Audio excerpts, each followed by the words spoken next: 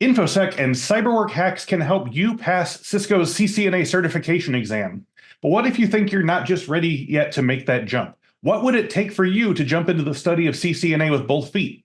Infosec CCNA bootcamp instructor Wilfredo Lanz wants you to know that you can be ready to start the big learning a lot faster than you think, and tells us why some of his most entry-level students often do better on the test than their more established classmates. So if the prospect of passing the CCNA on the first try got you fired up, well, that's the point. So keep the excitement coming and check out today's episode of Cyber Work Hacks.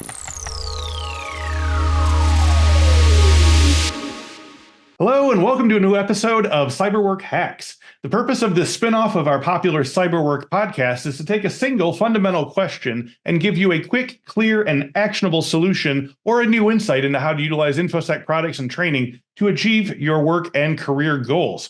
My guest today, Wilfredo Lanz, is an Infosec instructor. And one of the key focus points for Infosec is our Cisco branded certifications. And in this case, we're talking about the Cisco Certified Network Associate, or CCNA certification. So for those of you who don't know about it, CCNA is one of the foundational certifications aimed at providing proficiency at basic IT networking concepts, and is a very important signpost for employers that you can do the very real job of networking for their organization. So to be clear, CCNA is a first level certification, but we have to ask, how much do you need to know to get started on studying for the CCNA? And that's the topic of today's Cyber Work Hack. So thank you again for joining me, Wilfredo.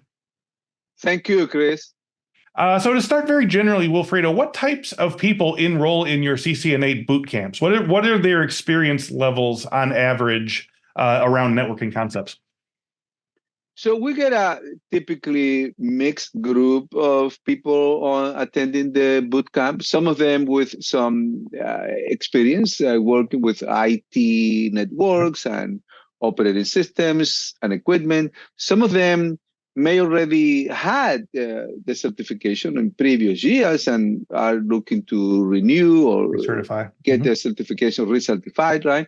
And some of them may be relatively new into networking. So it is typically mixed group, I would say, but those people that do not have enough experience, in most cases, they have the motivation. And that's a very important factor. I would say being motivated to get it, is really at the top of the factor for people to be successful on the boot camp.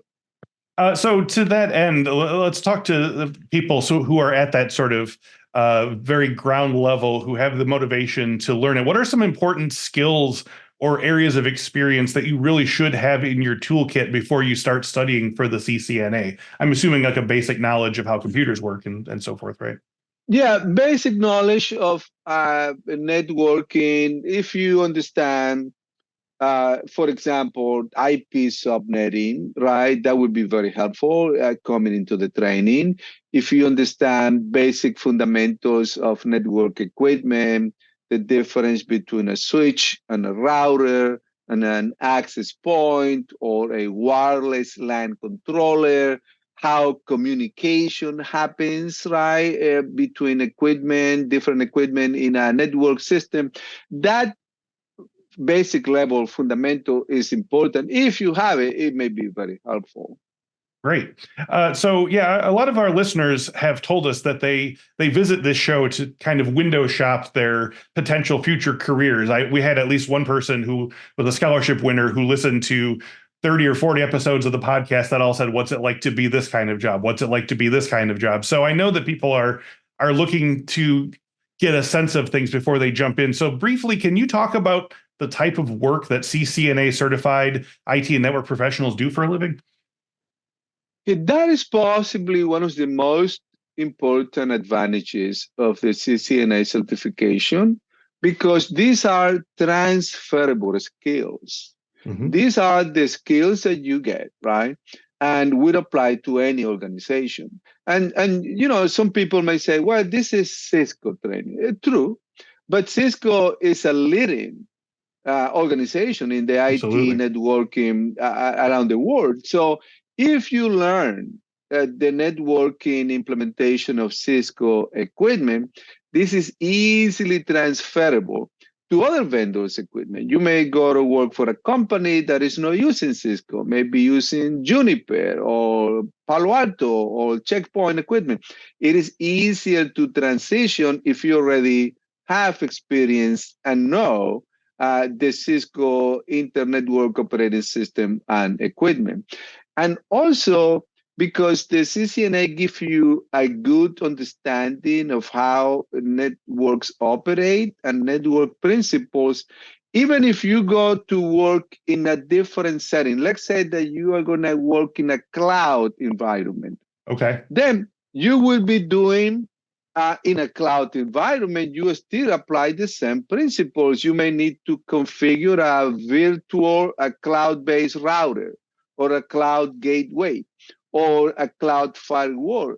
And everything you learn during the CCNA, right, is applicable to the cloud environment. So again, one of the major advantages here is that those are transferable skills. Yes. You may work as a network technician in a private data center or on an IT department, and then go to work for a complete different company in a complete different environment.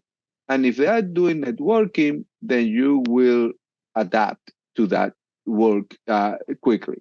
I imagine it's something like working with different operating systems on computers. Like if you are very skilled in Linux or very skilled in Windows and then have to work in something else, like it's just a matter of understanding the sort of subtle variations, right?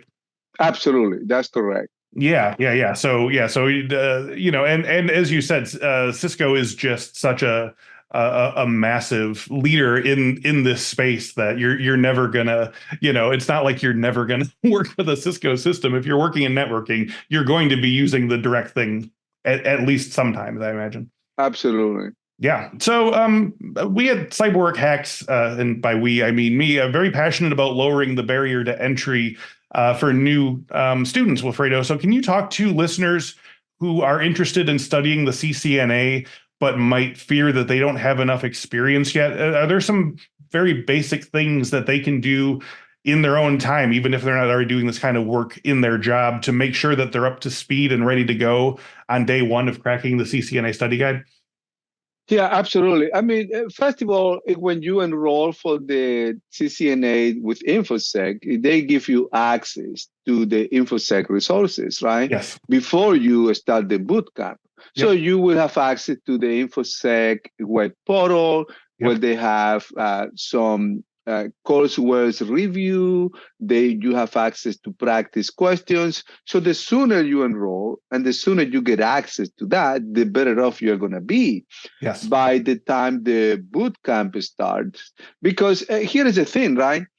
People, they feel some motivation to go into the boot camp to get the certification. And there may be some uncertainty about if I get the certification, what is going to happen, what type of job I'm going to have. And I got to tell you, this IT is probably one of the most safe approach to have a job out there, right? Absolutely. So it's booming. It's very hard, I would say, very difficult to be unemployed if you get these skills that we teach here, right? I mean, you need to hide from people and they will find you. Hey, we need you to work. Please, okay? come back. Absolutely. So look, and it's a fascinating field, right? If you like it, you feel motivated, you can make a good living enjoying the work of IT. And the boot camp is kind of, opens that door, right? For you to get started. Even if you are not into IT, but you feel the motivation, not because, it pays well, because it does, right? But because you want to work in that field. You feel the motivation, you want to do it, right? Then if you do it without motivation, then you are going to be rewarded, very well rewarded, because the IT field, again, is booming. And even some companies may lay off people. That may happen. You quickly find a job because, again, it's one of the most booming areas in the economy, the whole IT related jobs. Now, Wilfredo, networking I know is a very tactile process. Obviously, it's not like cybersecurity where you might be just working in a in a monitor or so forth, but you really learn the process of networking and troubleshooting a network by building a network and troubleshooting it. So, Wilfredo, do you have any tips for listeners to get this type of hands-on experience themselves? I know when we started talking, a decade ago, like you were really encouraged to build your own home switching routing lab and doing it for yourself. Do people use sort of a virtualized equivalent now, or do you still think that there's a lot of benefit to having a home lab set up to sort of like do this stuff for yourself? I would say the simulators like a Packet Tracer, GNS3, and other simulators on the market can be very beneficial, very useful for people trying to get an understanding of how networks operates and the operating system. Right. It's all software based because, I mean, I know that was the mindset a few years ago, right? That you needed to have access, physical access to the equipment. You needed to run the cables and connect. But think about this. If you are working, which a lot of companies do these days, right, on the cloud, you don't have Yes. access to the physical equipment. You are There not you running go. cables. It's Yeah. all software based. So the use of the simulators and cloud-based network, equipment and services is sufficient to get to the certification and to do the job that you need to do, right, for a lot of organizations. Okay, great. So as we wrap up today, Wilfredo, do you have any last words of encouragement for the potential IT and networking pros of tomorrow? Well, I got to tell you, it's the best field to be on right now. So IT is, it seems not to slow down, right? So if Hmm. anything, there are more and more opportunities associated with IT. If you have the motivation, right, get your certification, find a job, right?